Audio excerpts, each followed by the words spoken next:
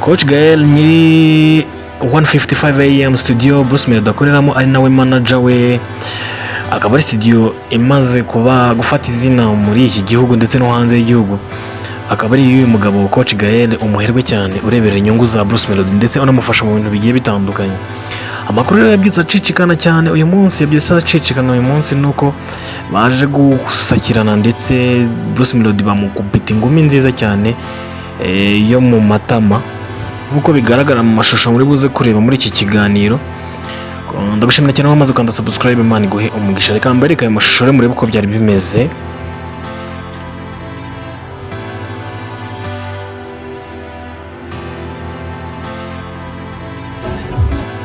Ngira ngo murabibonye rero uko byari bimeze Coach Gael akubita Bruce Melody. Ibintu bikaba byaturutse ahanini ku mafaranga miliyoni 300 Coach Gael yahaye Bruce Melody, ariko Bruce Melody akaba adashaka ngo kuzemera no kubyumva cyangwa se kugira icyo bitangazaho.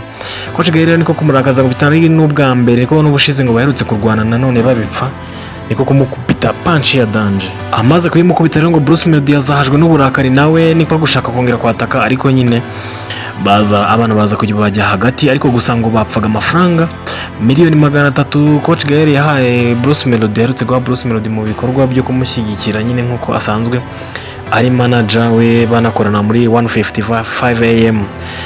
Maze kubaka izina Bruce Melody ngo ntiyabyemera, ntiyanagira icyo abivugaho no kuzisubiza biba ikibazo, ndetse agashaka no kubisisibiranya. Niko kurakara kwa Coach Gael amukubita punch nkuko mwabibonye kuri iyo video.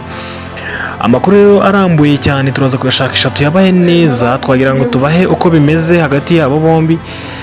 Ubu ngubu kugeza iyi saha nuko bihagaze, turaza kubaha amakuru arambuye ku masaha ari buze. Ndabakunda cyane rero, Imana ibahe umugisha. Ciao ciao.